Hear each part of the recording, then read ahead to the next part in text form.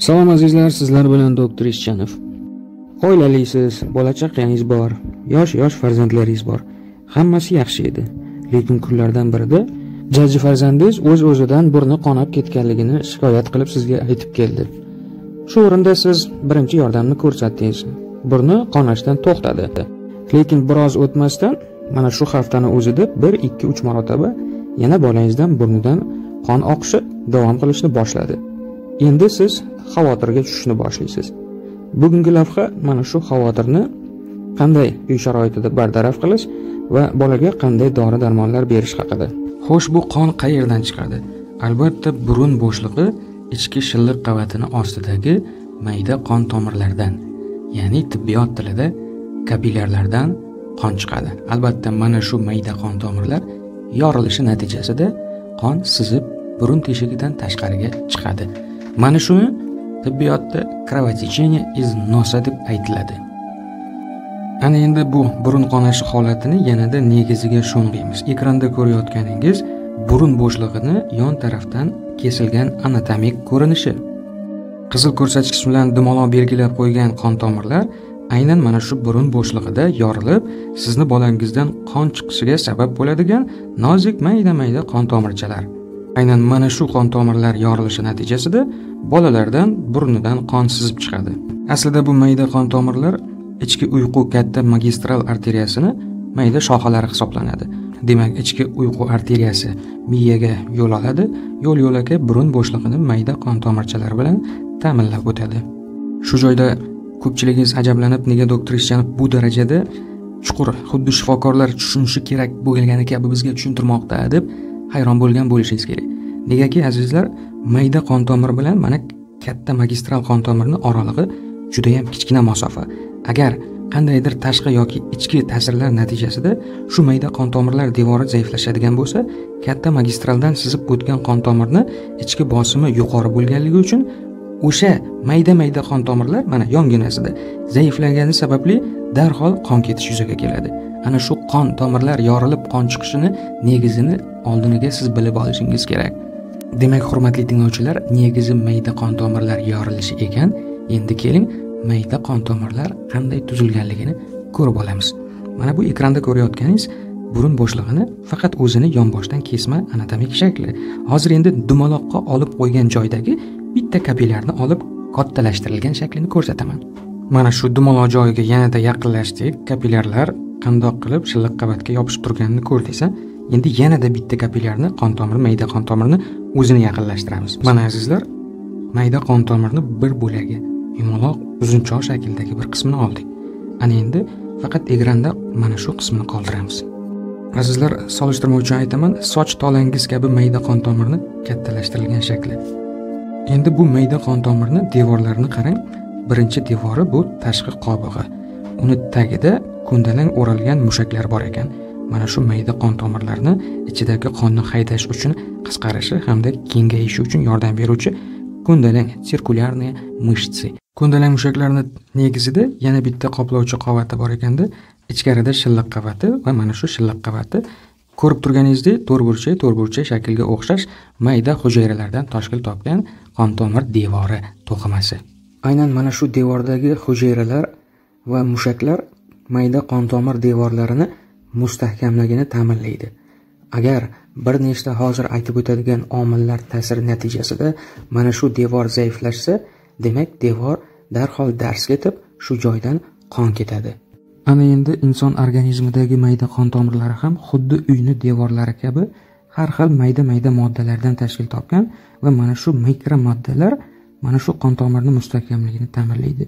Bir o'ylab ko'rsangiz, uyni devorlariga g'ish, qum, mayda toshlar, sement, xuddi shu kabi inson organizmi ham mustahkamlik uchun bir nechta mikroelement, mikromoddalar, vitaminlar juda ham zarur hisoblanadi. Demak, mana shu mikromoddalar hamda vitaminlar kamaysa, qon tomir devorlari burunda zaiflashar ekanda, burundan qon ketar ekan. Xo'sh, bu moddalarning kamayishiga qanday omillar sabab bo'ladi?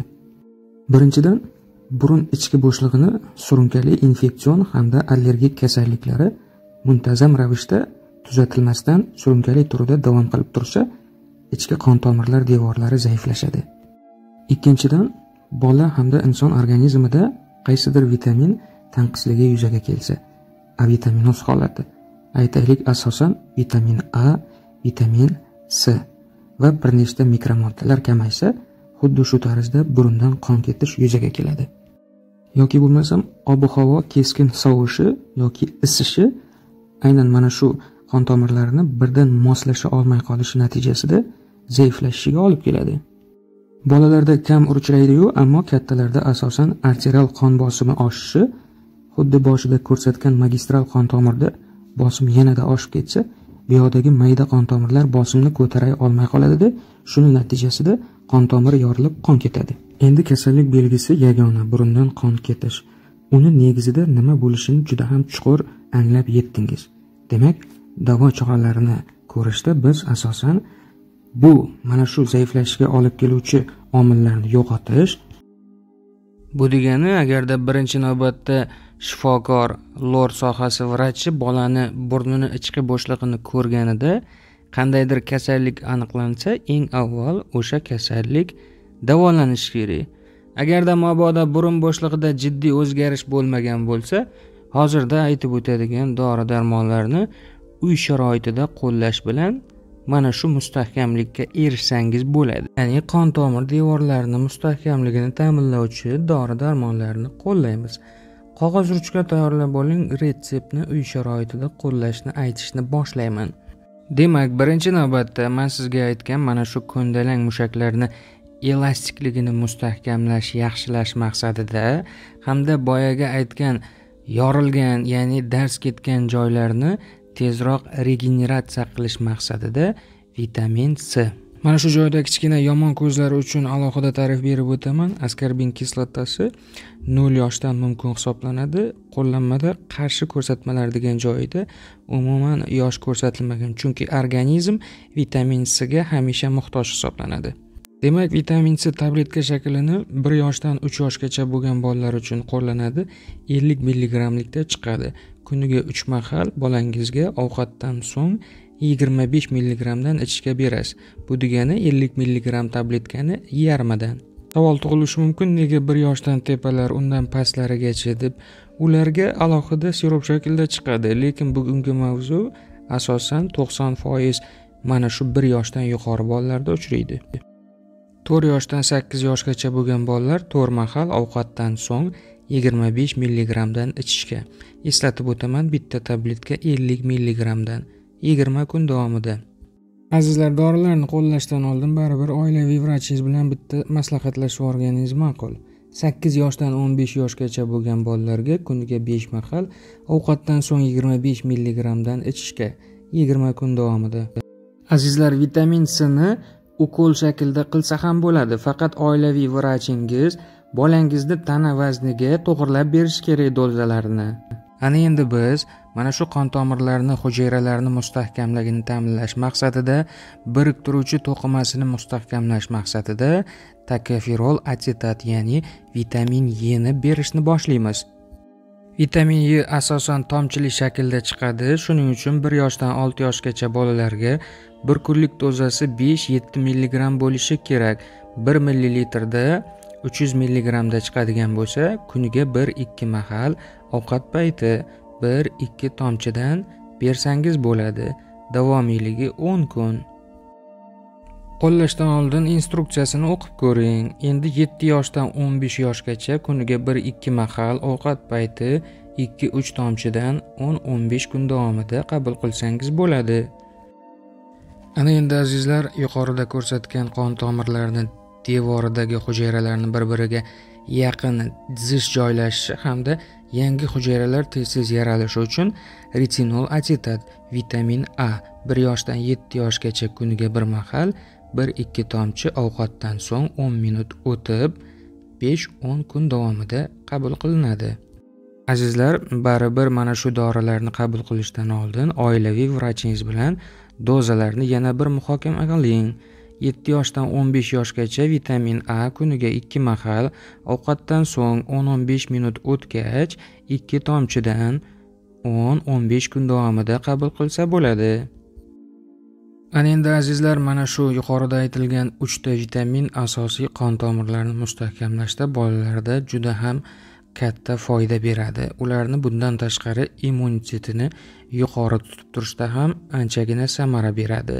Shunday ekan, bulardan tashqari o'sha yo'qotilgan qonni joyiga qo'yish maqsadida qon ko'paytiruvchi yana 2 ta dorini aytaman.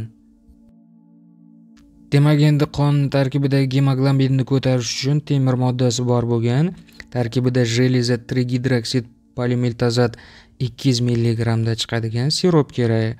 Ko'pincha bularning nomi ferrum bilan chiqiladi. Ana endi biz bu dorini sirop shaklida 1 yoshdan 7 yoshgacha bo'lgan bolalarga kuniga bir mahal ovqatdan so'ng kamida 5 ml dan to 10 ml gacha bo'lgan miqdorda 20 kun davomida bersak, maqsadga muvofiq bo'ladi. Qonini juda ham yaxshi qilib tarkibini ko'paytirishga yordam beradi. Endi 7 yoshdan yuqori yoshdagi 8-15 yosh oraliqdagi bolalarga kuniga bir mahal ovqatdan so'ng kamida 10 ml, ko'pi bilan 15 ml bir ichirganida 20-30 kun davomida ichishga.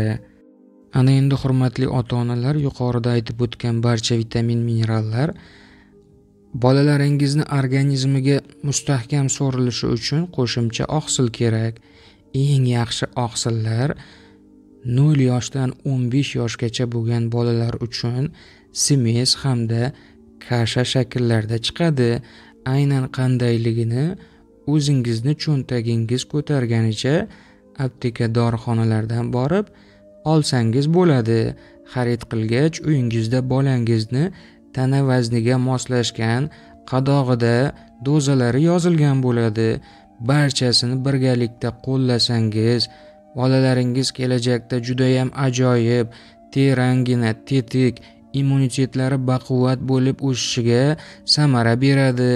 Mana shu eng oddiy, eng yaxshi samarali davolash choralari burundan qon ketishini va butun tanani immunitetini mustahkam qilishni, qon tomirlarini mustahkam qilishni azizlar, aziz ota-onalar, menga bu dori-darmonlarni sizlarga chiqarib yetkazib berish oson bo'lmasligi mumkin.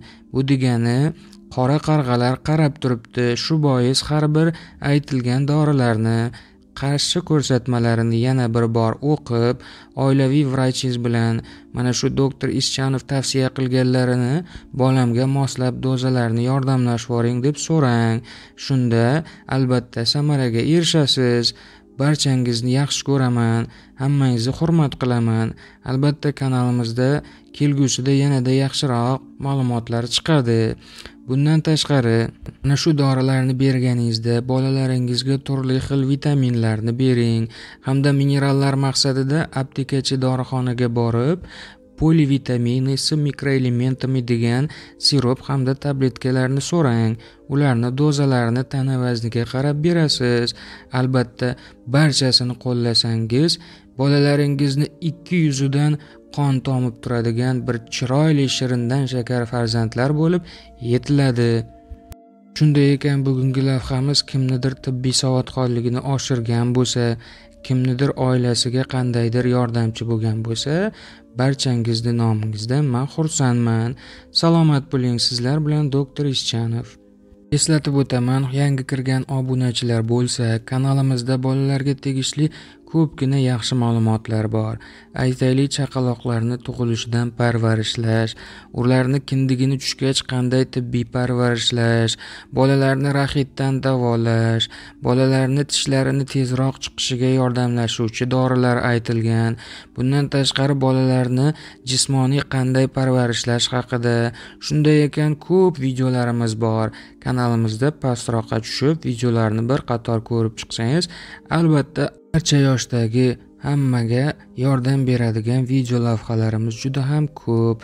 Xususan homiladorlarga, katta yoshdagilarga, erkaklarga hamda ayollarga barchasiga eng asosiy muammolarga video lavhalarimiz juda ham ko'p joylashgan.